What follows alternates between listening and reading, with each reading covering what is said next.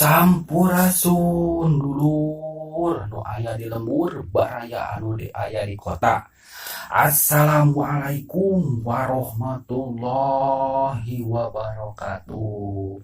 Alhamdulillah tiasa patepang deui paamprok swanten sareng sim kuring dina acara dongeng Sunda.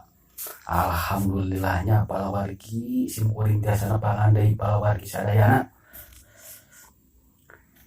Sok ayeuna mah supados teu nyangkolong kana waktos kumaha ieu judutana carios dongeng Sundana anu ngabantu judul Wawalas Kanu Teleungeus karangan Abah Kampung ti Cianjur. Sok kaparayun sadayana deurah.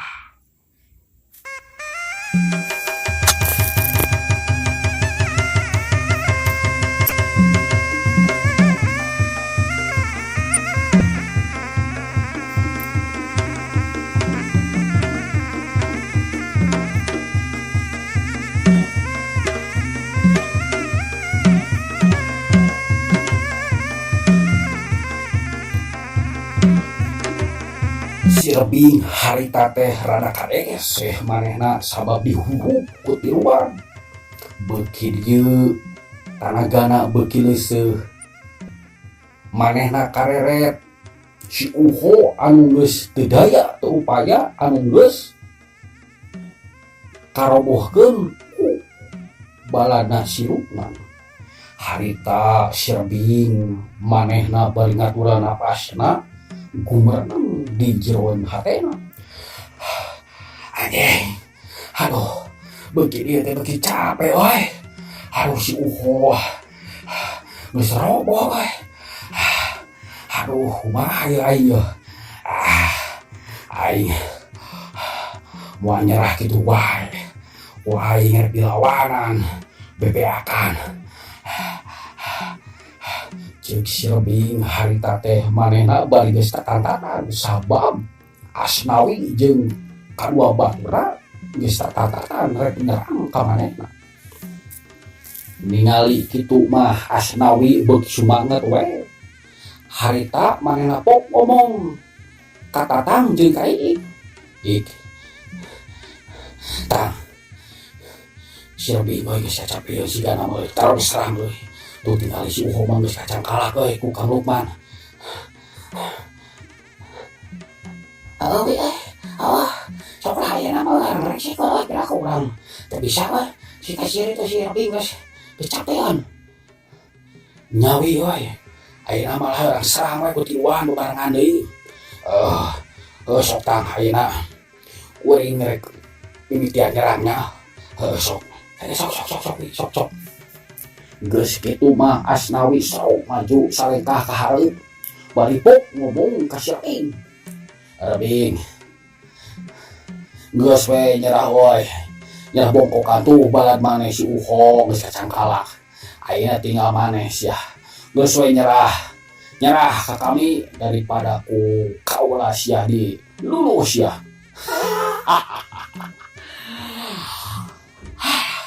Tawa kasombong sia teh kehead. Aing masih kena wani nganjang hareupan maneh tiluan mah. Sok aing ngubah seueut sia. Hade aing kitu mah sia. Rasakeun sia yeuh. Tapi ya.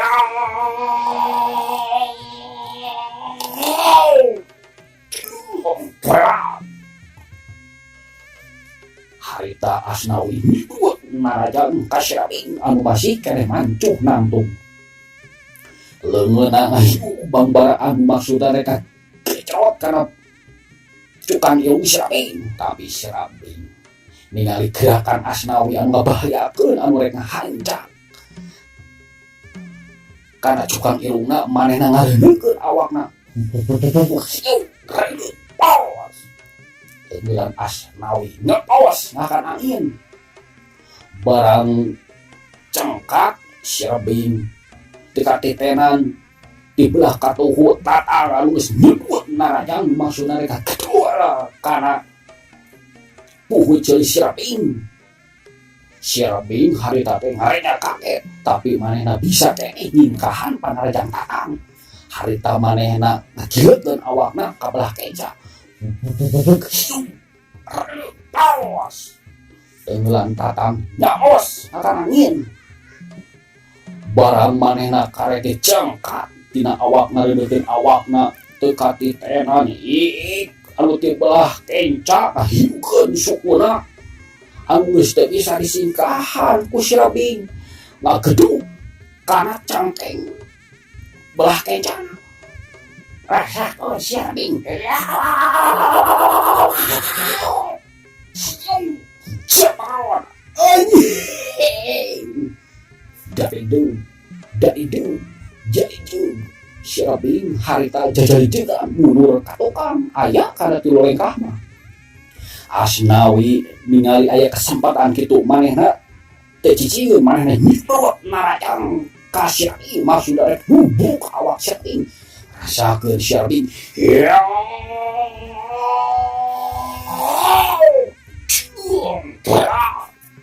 sawat harita Asnawi nyidot narajang ka Syarbing nu maksudna rek ngageduar kana dada Syarbing ku jurus bubur gunung tapi Syarbing sakitu mah masih kena rikat ningali bahaya nyantok di hareupeun manehna ngagilakeun awakna ka belah katuhu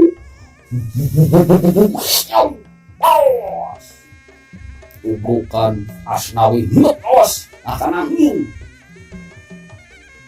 Syarbing anu ngakiwarkeun awakna ka belah katuhu teu katitenan tatang nyakawat narajang rasakeun Syarbing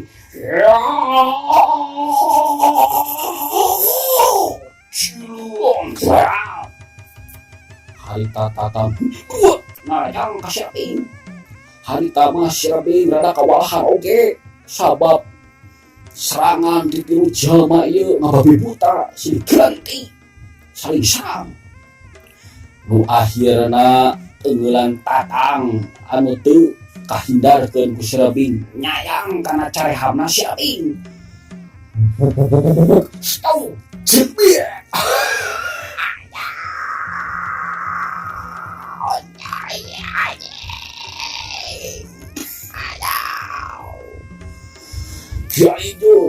Jalidung Syarbing dari dengan mulur ka tukang sabab carehamna kena ku panarajana tatang ningali kitu mah iik asa sumanget manehna ngabuleut-buleutkeun keureup nu maksudna erek mino ketenggelan barikutna rasakeun Syarbing tenggelan aing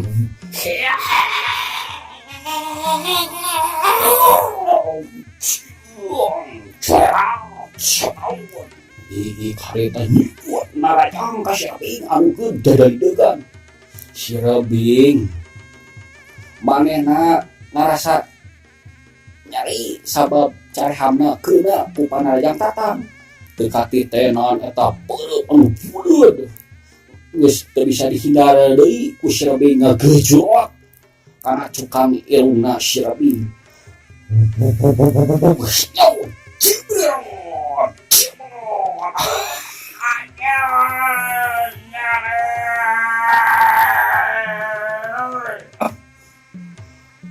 Syarbing harita nglayang awakna kumaha we lang layangan anu pegat tina talina kalayang Syarbing ngabongkang maling laba ningali kitu mah Syarbing anu geus roko Asnawi teh cicingeun manehna coerak kakigireun awak Syarbing anu keur namro poneang Syarbing hudang barang karek diuk manehna Asnawi anu teu antapesini deui manehna ngahumbatkeun sukuna anu geus teu bisa dihindar deui ku si Rabing.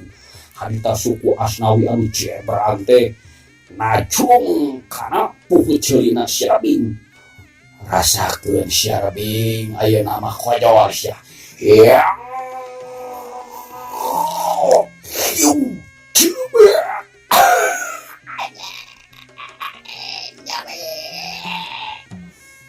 Si Rabing anu katibanan ku tajungan Asnawi anu sakitu rohakana harita teh nanu ngajengjehe sampai ka ingat di bumi alam. Harita teh si Rabing langsung kapaehan geus ningali kitu mah Asnawi iik katut tatang marancuhkeun tangtungana bari ngomong. Pok Asnawi ngomong kadua baturna. Rese ge euy. Tang, ayeuna mah borogot dah. Si Rabing teh tuh hijikeun jeung si Uho bikeun ka Kang Lukman. Siap. Ayo tatang. Beukeuh aya, bakal aya. Geus kitu mah tatang katut iik ngoborogot si Rabing anu keur teu inget di bumi alam. Harita teh terus diborogot terus dibawa ka si Lukman anu geus nganyangkalak si Uho. Si Uho ge sarua geus diborogot manehna teu inget di bumi alam sabab si Uho ge kakeunaan ku panarajang Lukman sapara kanca warga anu lalajo nyaksian dina eta kajadian. Surak amal-amalan harita teh. Hello Asnawi, hello Lukman, hebat. Oh hebat, Lukman hebat, Asnawi hebat. Oh bisa nyangkalak si Uho ya si Rabing. Oh hebat. Gimana aja mah udah mau tiga jam dulu. Kami bisa ngambil diri, oh hebat.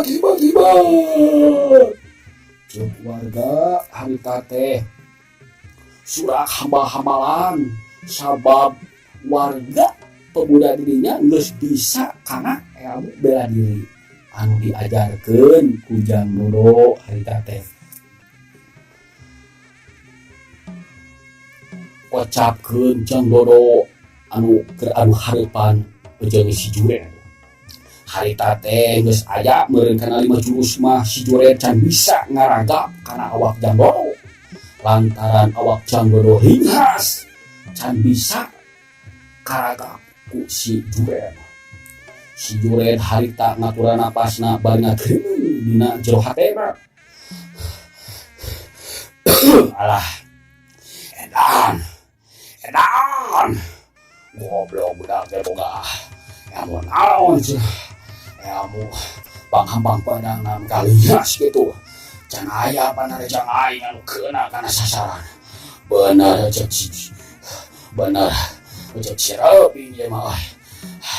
Tapi aing can gunakeun ilmu sing kuting aing sia.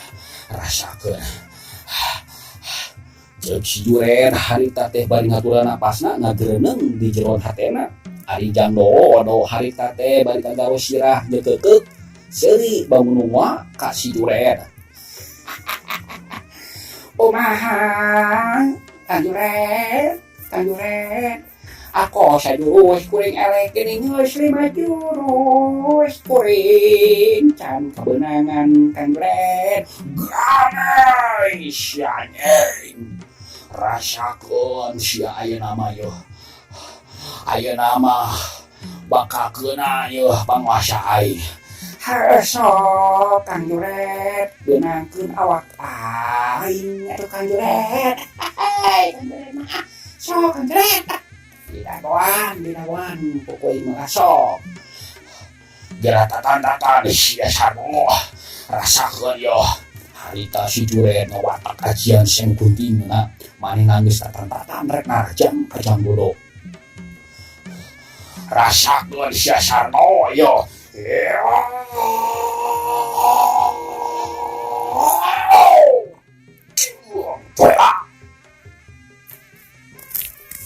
Harita awak juret tak besak Panarajang kajang Dodo Panarajang nang hiu bang baraan leungeun mereka beng maksudna rek nyabu kana pipi Jang Dodo anu keur mancu tapi lain oge Jang Dodo atuh anu geus ngawasai ilmu serat jiwa pewaris tunggal ilmuna Tiki Cakrabuana ningali hembatan leungeun si juret anu mereka beng anu rek nyabu kana pipina manehna cukup ngadangeukeun awakna ka tukang siau paus cabokan si juret nyangos nakan angin barang Jang Dodo keur ngadangeukeun awakna si juret markeun deui leungeunna maksudna rek nyabok kana pipi anu kak belah katuhu siau Jang Dodo harita mangareunekeun awakna dongko kana laos tenggelan si juret ngeplos deui ngahkan angin tapi si juret lain ge jago sakatiga manehna ningali Jang Dodo ngareunekeun awakna suku manehna metang maksudna rek ngajejeg kana kepong Jang Dodo harita mah Jang Dodo kapalingan penyo manehna ka kempong manehna teu kajaga rasakeun sia sapo gitu dus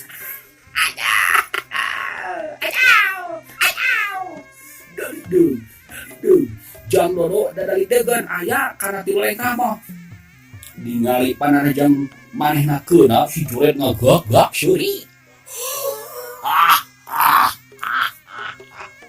keuna sia ayeuna mah sarko rasakeun tah sia jijekan aing lamun anu keunana leungeun aing wah sia pasti tuntung sia kehead eta teh karek jijekan hungkul engke leungeun aing anu bakal nyayang kana pipi sia tawa kana dada sia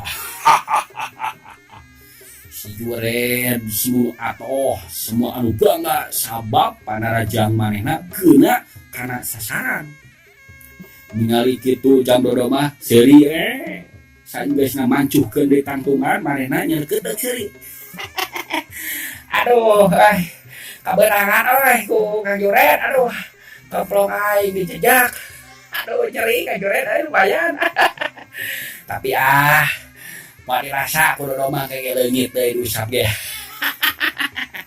ceuk Jang Dodo bari ngusap kekemplong manehna ku leungeun kencana ningali kitu si juret manehna beuki nafsu beuki semangat asa menang angin meureun manehna sabab Panarajang manehna anu geus sabaraha kali teh keuna kana sasaran terus manehna mancukeun di tangtungan tatan-tatan deui rek narajang ka Jang Dodo rasakeun sia sarana yo ilmu gunting aing nu bakal nyarang kana pipi sia rasakeun sia yo ya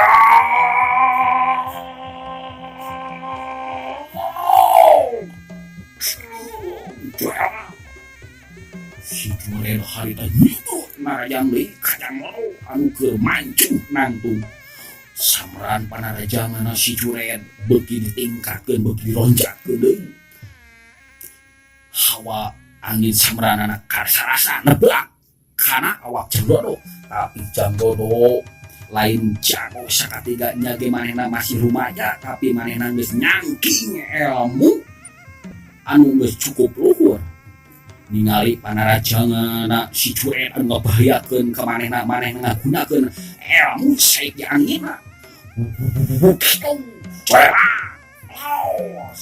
Panarajang si juret ngeplos akan angin sabab ilmu panghampang badan Jang Dodo anu geus tapi kana tataran pinunjul ningali Panarajang manehna ngeplos akan angin si juret nyusul terus ku Panarajang susulan ya cium juret harita si juret nyusul terus ku Panarajang susulan maksudna rek ngadoar kana dada Jang Dodo tapi ayeuna mah Jang Dodo teu nyingkahan Panarajang si juret tenggelan si juret anu ngandung ilmu seu gunting di papan ku ilmu sae banyuna Jang Dodo harita Enggelan si Juren anu dibendung ku sapasang leungeun Jang Dodo anu ngakibatkeun suara bentrokan kakuatan geus teu bisa dipondah deui. Hiau gedung das.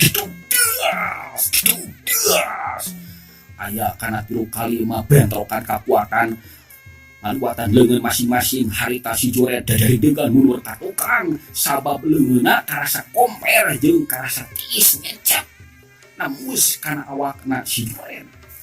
Ningali kitu mah Jang Dodo nyeukeukeuk seuri. Kunaon Kang Juret, ulur-uluran kitu Kang Juret. Aduh, kunaon Kang Juret, ulur-uluran kitu. Edan.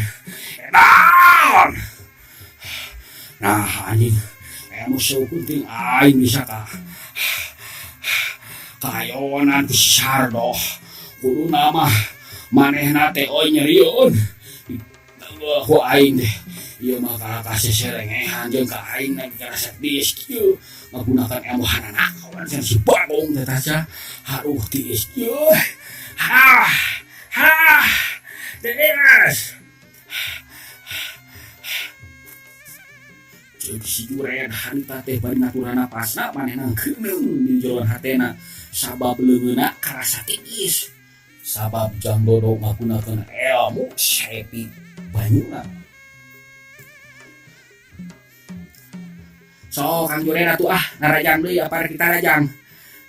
Ayeuna mah bagian ingat Kang Juren. Sok sia tata dia Kang Juren aing narajang. Ya.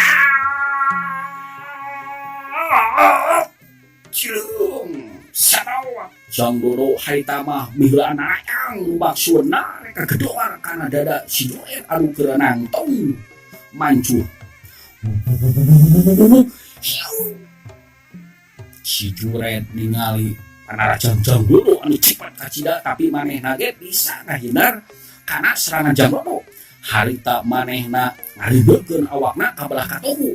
Hiau kelepas. Tenggelan Jang Dodo nyaros ngakan angin. Tapi kareke cengkrat si Juren tina ngareudeukeuna Jang Dodo geus malikeun awakna ngajejekeun sukuna anu geus teu bisa diponahan deui ku si Juren. Harita teh ngajebrod kana bobokonganna si Juren. Gedung das jaron. Anjing. Aduh. Bobokong aing nyeri sonoan harita si Juren nonton ka hareup sabab diciut bobokongna ku Jang Dodo. Ningali si Juren anu nonton ka hareup Jang Dodo nyeukeuk seuri. Kunaon eta Kang Juren? Kunaon eta Kang Juren? Mun tojong kitu. Oi, kunaon oi? Gangan setan. Ieu mah geus teu bisa diantep ieu mah. Aing kudu ngagunakeun ilmu pamungkas ieu mah. Aduh. Hayang geura beres yo. Aduh. Si Robing si Uho geus kacang halak ieu mah. Aing kudu ngarengsekeun ieu pertarungan ieu mah kudu ngagunakeun ilmu pamungkas aing. Ceuk si Juren harita teh manehna ngambil kesimpulan ngagunakeun ilmu pamungkas manehna. Saenggeus manehna mancuh nangtung pok manehna ngomong ka Jang Dodo. Sardo, ayeuna aing rek ngagunakeun ilmu pamungkas ya. Rasakeun moal aya anu pisan adah kana ilmu pamungkas aing nyaeta Braja Musti. Sakedeung deui sia kojor, Sardo kojor. Sok atuh Kang Juren gunakeun eta ilmu pamungkas lah. Ditadah, ku Dodo mah ditadah. Lamun Dodo teh geus waktuna teu meureun Kang Juren oi. sok siaga tatan ya ilmu pamangkas aing nu bakal namakeun hirup sia oh. Geus kitu mah si Jured harita watak ajiana Braja Musti leungeunna disodorkeun ka hareup semua anu nyembah leungeun kencana diangkangkeun ka handap ningali kitu Jang Dodo manehna tatan sabab manehna ge teu nganggap enteng ka si Jured harita manehna mancuh nangtung bari nyembah di hareup leungeunna rakap manehna ngagunakeun ilmu saepi bumina harita manehna ngawatak ajian saepi bumi anu mancuh nangtung ajeg di hareupeun si Jured rep panon Jang Dodo dipeureumkeun manehna mancuh nangtung sukuna lir dipasih kana bumi manehna mancuh nangtung bari ngawatak ajian saepi bumina ningali kitu si Jured manehna geus coba catur harita narajang ngagunakeun ilmu pamungkasna nyaeta Braja Musti ku tanaga pisan sapinuhna rasakeun modal si ayeuna mah sarana ya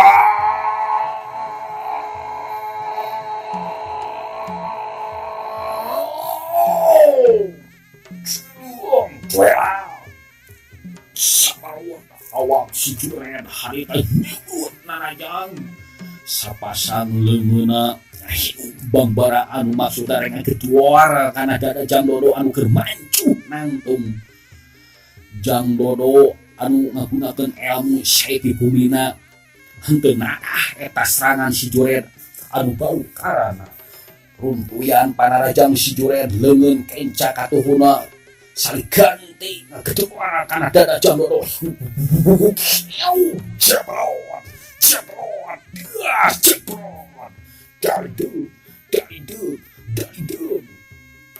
si Jured harita kaget sabab panarajang manehna anu kena kana sasaran kana dada Jang Dodo aneheun si Jured sabab Jang Dodo tengah geser saeutik tina tantunganana sabab Jang Dodo ngagunakeun ilmu saepi bumina karek geus lebih kaget ku kajadian kitu manehna teu katitenan Jang Dodo males narajang ngagunakeun ilmu saepi genina jeung saepi banyuna anu teu bisa disingkahan ku si Jured harita leungeun Jang Dodo silih ganti ngagedawara kana dada si Jured jebret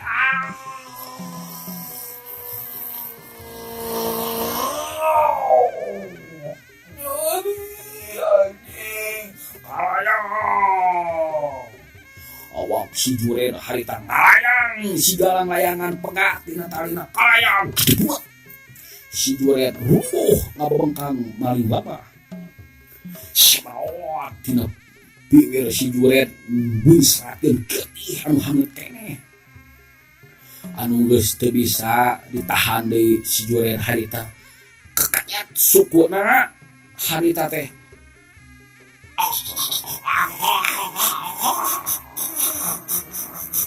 kus si Jured harita teh manehna kapiuhan henteu sampai kapaeh mah manehna harita kapiuhan teu inget di bumi alam sabab teu kuat nandangan panarajang Jang Dodo anu ngagunakeun ilmu saepi genina nu karasa ku si Jured hawa panas jeung tiis diadu jadi hiji nyaksa kana awakna si Jured ningali kitu mah Jang Dodo mancuh dina tangtungan bari ngeprukan bajuna bari pok manehna ngomong aduh hampura Kang Jured hampura kuring narajang kanyang kamang Kang Jured sabab kuring ge ngabela diri atuh Kang hampura Kangnya hampura geus kitu mah warga anu nyaksian kana eta kajadian manehna colohok mata simeteun sabab waktuna kabujang seep.